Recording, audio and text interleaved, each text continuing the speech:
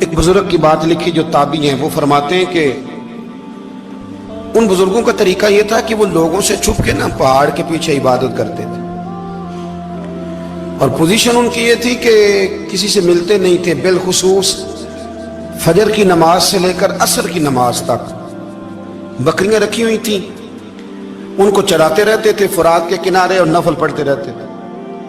اس وقت کو ملنے بھی نہیں آتا تھا۔ ایک شخص بڑی دور سے ان کی شہرت سن کے آیا، میں نے تو ملنا ہے۔ لوگوں نے کہا وہ اس وقت نہیں ملتے، ناراض ہوتے ہیں۔ اس نے کہا اللہ کا بندہ ہے نا، ناراض ہو بھی جائے گا تو لمبا ناراض رہے گا نہیں، اللہ والے جلدی راضی ہو جاتے ہیں۔ پہنچ گئے۔ اب وہ بابا جی نماز پڑھ رہے تھے تو کہتے میں نے عجیب منظر دیکھا کہ بابا جی فرات کے کنارے نماز پڑھ رہے ہیں اور ایک بھیڑیا ان کی بکریوں کی حفاظت کر رہا ہے۔ کہتے میں حیران رہ گیا کہ بھیڑیا تو بکریاں کھایا کرتا ہے اور یہاں چرا رہا ہے۔ کہتے میں جب گیا تو بابا جی نوافل میں مشغول تھے، مجھے دیکھ کے کہنے لگے اس وقت کیوں آئے؟ میں نے کہا حضور اگر آ ہی گیا ہوں تو پھر مہربانی کرے قبول فرما لیں۔ میں بیٹھ گیا تو میں نے کہا حضور یہ بھیڑیا بکریاں چرا رہا ہے، بھیڑیا اور بکریے کی صلح کب سے ہو گئی؟ تو فرماتے ہیں لمبی تقریر نہیں، ہلکا سا جملہ۔ فرمانے لگے جب سے بکریوں کے مالک نے رب سے صلح کر لی ہے نا، تب سے بھیڑیوں نے بھی بکریوں سے صلح کر لی ہے۔ بکریوں کے مالک نے رب سے صلح کر لی، گناہ چھوڑ دیے، اس کی فرما برداری میں آ گئے۔ اب پھر اسے بکریاں چلانے کی ضرورت نہیں رہی، بکریاں نہ اب بھیڑیا چراتا ہے۔ کہتے ہیں میرے اوپر کپ کپی طاری ہو گئی بزرگوں کی بات سن کے، اور مجھے پیاس لگی اور خواہش آئی کہ پتہ نہیں اب بابا جی کچھ کھلائیں پلائیں گے بھی کہ نہیں، بابا جی کچھ کھلائیں گے بھی کہ نہیں۔ کہتے میرے دل میں خیال تھا تو بزرگوں نے نا ایک لکڑی کا پیالہ، ان کے پاس وہ غار میں بیٹھے تھے تو ایک چھوٹا سا پتھر تھا، اس کی ڈھلان بنی ہوئی، بابا جی نے اس کے نیچے لکڑی کا پیالہ رکھا، وہ رکھا ہی تھا تو وہ دودھ سے بھر گیا۔ کہتے انہوں نے مجھے دیا تو ٹھنڈا اور میٹھا دودھ، میری طبیعت خوش ہو گئی۔ بابا جی نے دوبارہ وہی پیالہ اسی جگہ رکھا تو شہد سے بھر گیا۔ 1000 سال پہلے داتا صاحب لکھ رہے ہیں، کہتے مجھے دیا۔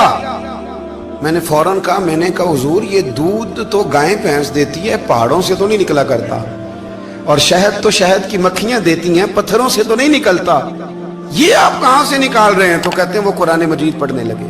وَإِذِ اسْتَسْقَى مُوسَىٰ لِقَوْمِهِ، جب موسیٰ کی قوم نے ان سے پانی مانگا، فرمانے لگے موسیٰ کی نافرمان قوم پانی مانگے، حضرت موسیٰ پتھر پہ ڈنڈا مارے تو اللہ وہاں سے 12 چشمے جاری کر دے۔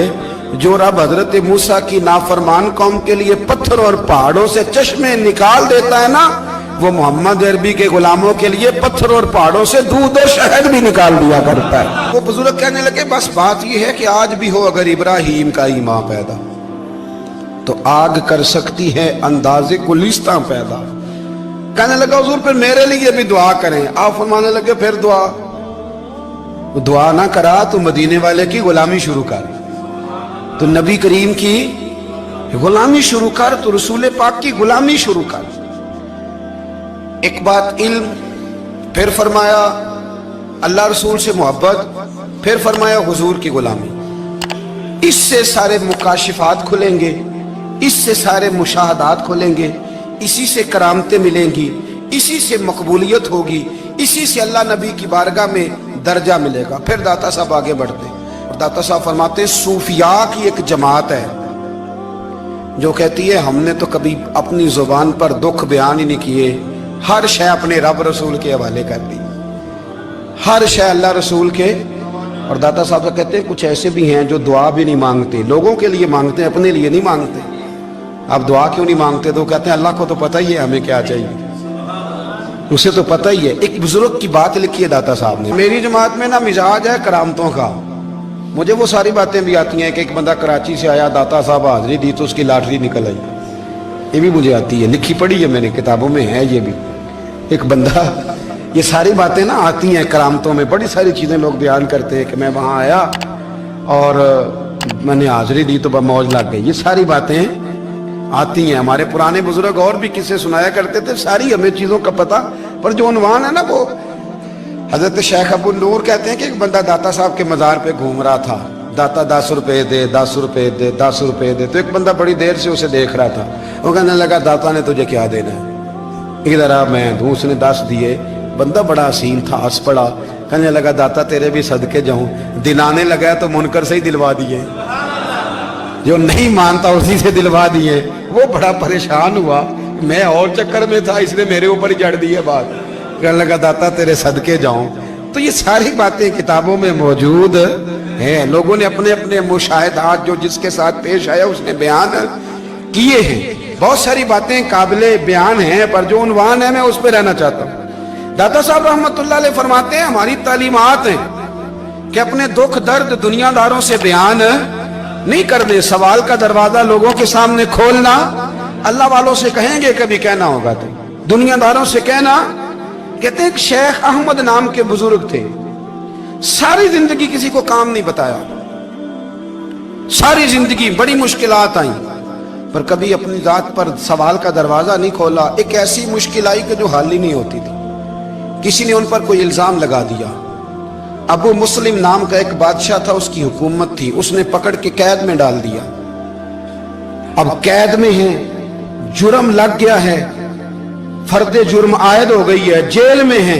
लोग कहने लगे हजरत जी अपनी सफाई में कुछ कहें, और मानने लगे सारी जिंदगी बंदों से कुछ नहीं कहा, अल्लाह रसूल को पता है मैं बेगुनाह हूं, मुझे कहने की जरूरत नहीं। दाता गानी बख्श अली हजवेरी ने लिखा है, दाता साहब कहते हैं तू यकीन कामिल तो पैदा कर, तू ईमान तो पुख्ता कर। दाता साहब कहते हैं वो अबू मुस्लिम जो बादशाह था वो नेक आदमी था, उसे रात को ख्वाब में नबी करीम की ज़ियारत नसीब हुई और हुजूर सैयद आलम सल्लल्लाहु अलैहि वसल्लम फरमाने लगे तूने अल्लाह का एक नेक बंदा जेल में डाल दिया, डर नहीं आता, वो तो बेगुनाह है। बादशाह आधी रात को खुद उठा। दादा साहब फरमाते हैं किसी गार्ड को नहीं भेजा, पुलिस वाले को नहीं भेजा, जेलर से नहीं कहा, खुद गया, जाके जेल का दरवाजा खोला, दरवाजा खोल के उस दरवेश को आजाद किया। कहने लगा बाबा जाओ, मुझे पता चल गया आप बेगुनाह है। बाबा जी सलाम करके जाने लगे तो बादशाह फिर आगे आया, हाथ बांधे, हाथ चूमे, कहने लगा हुजूर आप बड़े नेक हैं, मेरे लिए कोई हुक्म हो तो बताइएगा, मेरे लायक को खिदमत हो तो बताइएगा। तो शेख अहमद फरमाने लगे तुझे अभी भी समझ नहीं आई, तुझे अभी भी नहीं समझ आई। कहने लगा हुजूर क्या? फरमाने लगे जो तहज्जुद के वक्त तुझे उठा के मुझे रिहा करने भेज सकते हैं वो मेरी कोई जरूरत बाकी रहने देंगे? मुझे कोई जरूरत पड़ेगी किसी और को कहने की? जो तहज्जुद के वक्त तुझे उठा के भेजते हैं कि जा खोल जाके दरवाजा, वो जरूरत रखेंगे? मेरी जरूरत मुझे रहेगी कि मैं तुझे और कोई काम, अभी भी तुझे समझ नहीं आई? तो दाता अली अजमेरी रहमतुल्लाह अलैह फरमाते हैं असल में हमारी तबीयत है, हमने बंदों से दिल लगा लिया है, दिल अल्लाह रसूल से लगाओ, किसी बंदे से लगाना तो उससे लगाओ जो अल्लाह वाला हो।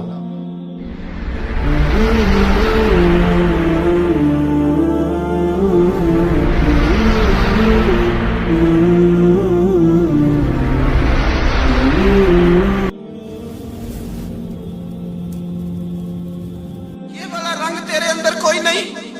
अबू सुफियान आए उन दिनों जिन दिनों हालात बड़े कठिन थे, इख्तलाफ शिद्दत का था। अबू सुफियान आए हुजूर की बारगाह में, आए किस लिए? मक्के में कहत पड़ गया है, बारिश नहीं होती। उधर उस समामा बिन असाल यमामा कबीले के सरबराह कलमा पढ़ के मुसलमान हो गए। सारी गंदम उस कबीले से आती थी। समामा कहने लगा तुम मेरे मुस्तफा को नहीं मानते, कोई गंदम नहीं, भाग जाओ। एक बारिश कोई नहीं, दूसरी गंदम कोई नहीं। अबू सुफियान तड़प के दरे रसूल पे हाजिर हुए। अभी थोड़े दिन गुजरे हैं, ओहद में हुजूर के दांत शहीद किए, अभी थोड़े दिन गुजरे हुजूर को सताया है, अभी थोड़े दिन गुजरे हजरत अमीर हमजा का कलेजा निकाल के चबाया है, अभी थोड़े दिन गुजरे हजरत अनस बिन नजर की गर्दन काटी, अभी थोड़े दिन गुजरे अब्दुल्ला बिन जहश के टुकड़े किए, अभी थोड़े दिन गुजरे हुजूर को सताया है, तड़पाया है। पर हजरत अली शेर खुदा फरमाते हैं मैं मानने वाला उस रसूल का हूं, इसके दांत शहीद हो गए, ओहद के अंदर सारी दाढ़ी लहू से भर गई। फरमाते मैं रो पड़ा और मैंने कहा महबूबा आप नहीं मुझसे बर्दाश्त होता, दुआ करें अल्लाह इन पे अजाब नाजल करे। उठाए हाथ, आप दुआ करेंगे तो अल्लाह तबारक व तआला दो पहाड़ियों में पीस डालेगा। हजरत अली कहते हैं मैंने अर्ज की तो हुजूर ने हाथ उठाए और दुआ क्या दी, अल्लाहुम्मा हदी कौमी फइन्नहुम ला यअलमून, ऐ अल्लाह मेरी कौम को हिदायत दे दे, ये जानते नहीं ये क्या कर रहे हैं। अल्लाह इन्हें हिदायत दे।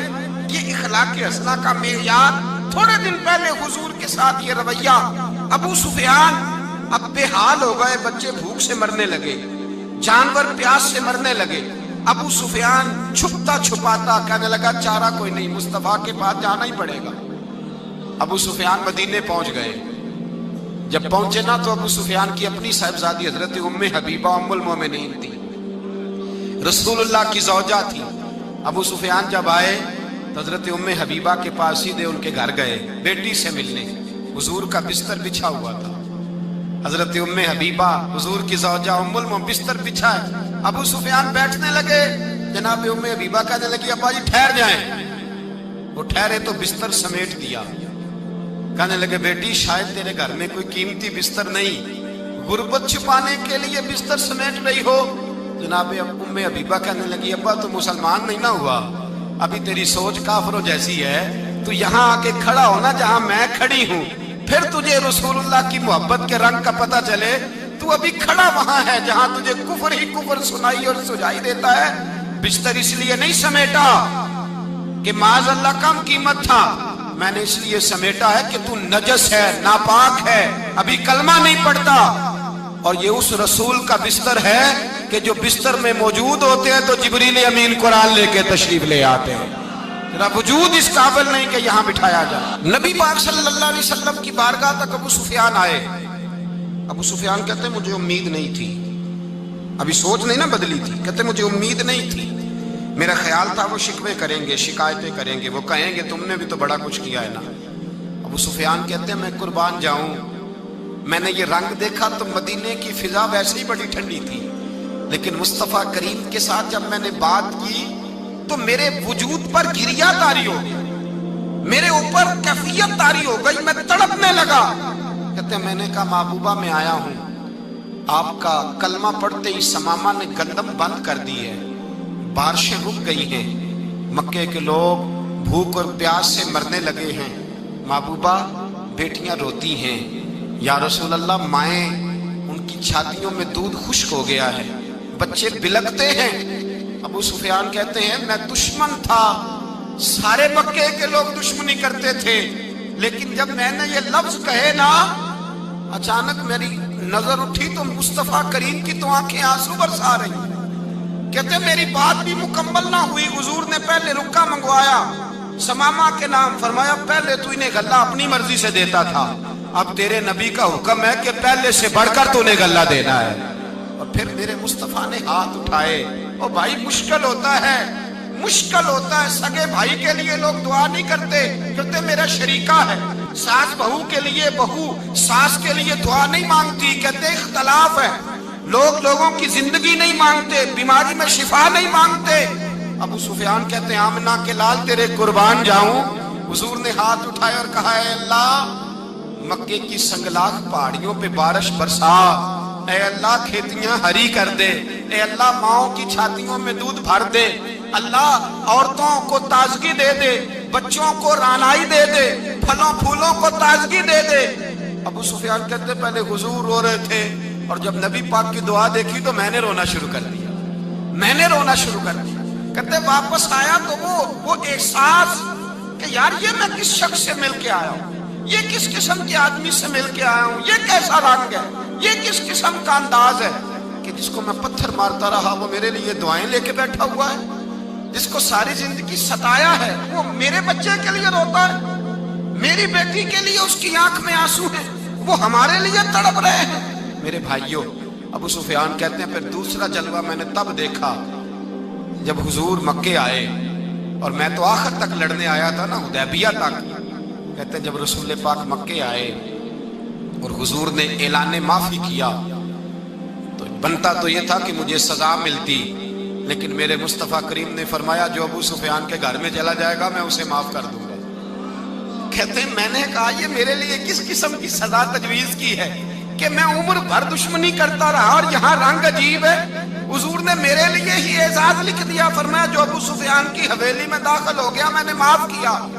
अबू सुफियान कहते हैं पता नहीं कितने पर्दे थे जो उठ गए, पता नहीं कितनी मंजिलें थी जो तय हो गई, पता नहीं कितने जलवे थे जिनका नजारा हो गया।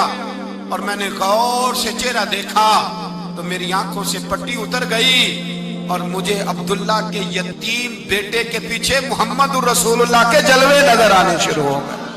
اخلاقی قدریں جب موجود رہتی، یہاں تو لوگ مرے ہوئے شخص کو مارتے ہیں، یہاں تو سڑک پر کتنی گراوٹ ہے اور کتنا گر گیا ہے اخلاق ان لوگوں کا، ایکسیڈنٹ ہو گیا ہے، ٹرین کی پٹری سے اتر گئی ہے، چیخ و پکار ہے، آہیں ہیں، تڑپنا ہے، رونا ہے، سسکیاں ہیں، ماں کا بازو کٹا ہے پر وہ چیختی ہے ذرا میرے بیٹے کا پتہ کرو، باپ کی آنکھوں میں ریت پڑ گئی ہے پر وہ تڑپتا ہو میرا بیٹا تھا، چیخ و پکار ہو رہی ہے۔ پر ظلم ہے اس قوم کا کہ جو بچانے والے آئے ہیں وہ پہلے آتے ہی ان کی جیبیں ٹٹول رہے ہیں، ان کے بٹوے دیکھ رہے ہیں، گری ہوئی عورتوں کے، یہ آپ اٹھا کر دیکھیے اخبارات، عورتوں کے گری ہوئی عورتوں کے کانوں سے بالیاں نوچی گئیں اور ان کے کان تک کٹ گئے۔ یہ اس قوم کا حال ہے۔ اقبال کہتے ہیں جنہیں آتا نہیں دنیا میں کوئی فن تم ہو، اور بیچ کھاتے ہیں جو بزرگوں کا کفن تم ہو۔ تم وہ لوگ ہو جو کفنوں پہ سودے کرتے ہو، جو قبروں پہ سودے کرتے ہو۔ یہ لوگ تجارتیں کرتے ہیں، اخلاقی پستی کا یہ عالم کہ لوگ قبروں پہ سجدے کرتے ہیں، بیٹے بیچ کے دہیز خریدتے ہیں۔ غریب کی بیٹی روز تڑپتی ہے، روتی ہے، روز سسکیاں لیتی ہے کہ کہاں سے وہ دروازہ کھلے گا جب میں بھی جب سہاگن ہوں گی، جب میرا باپ بھی عزت کے ساتھ مجھے رخصت کرے گا۔ اور غریب آدمی بیٹی کی شادی کے بعد اتنا دکھی رہتا ہے، وہ بھی کم ہی لوگ جانتے ہیں، وہ بھی وہی لوگ جانتے ہیں جو اس منظر سے گزرتے ہیں۔ ہمارا اخلاقی معاملہ اس قدر زیادہ تباہی کا شکار ہے۔ میرے مصطفیٰ کریم سید عالم نور مجسم صلی اللہ علیہ وسلم جذبات کا خیال رکھتے، احساسات کا خیال رکھتے، تصورات کا۔ او بھائی، اس سے بڑا اخلاق کا مظاہرہ کہاں سے لینے جاؤ گے کہ آمنہ کے لال فرماتے ہیں میرا دل کرتا ہے نماز لمبی پڑھاؤں، نماز اللہ کی نماز، دل کرتا ہے لمبی نماز پڑھاؤں، میں لمبی لمبی سورتیں تلاوت کروں، میں کھل کے رب کریم کا قرآن پڑھوں، میں اللہ تبارک و تعالیٰ کے قرآن مجید کے ذائقوں میں کھو جاؤں۔ لیکن حضور فرماتے ہیں نماز میں کسی بچے کے رونے کی آواز آتی ہے، کسی بوڑھے کی ہائے کی آواز آتی ہے، کسی بیمار آدمی کی ہائے کی آواز آتی ہے۔ نبی پاک فرماتے ہیں میں اللہ کی نماز چھوٹی کر دیتا ہوں، اللہ کے بندوں کا خیال کرتا ہوں، میں رب کی نماز چھوٹی کر دیتا ہوں، رب کریم کے بندوں کا خیال کرتا ہوں۔ خدا کے بندے تو ہیں ہزاروں، بنوں میں پھرتے ہیں مارے مارے، میں اس کا بندہ بنوں گا جس کو خدا کے بندوں سے۔ میرے حبیب کریم سید عالم صلی اللہ علیہ وسلم نے فرمایا اللہ کریم نے بندے کو، مخلوق کو پیدا کرنے سے پہلے جو تحریر سب سے پہلے لکھی تھی نا، اللہ نے اپنے پاس جو جملے سب سے پہلے لکھے تھے بندے بنانے سے بھی پہلے، وہ فکر یہ تھے کہ ان رحمتی سبقت اعلی غضبی، رب کریم نے لکھا تھا بے شک میری رحمت زیادہ ہے، میرا غضب زیادہ نہیں ہے۔ اس نے لکھا تھا کہ میری رحمت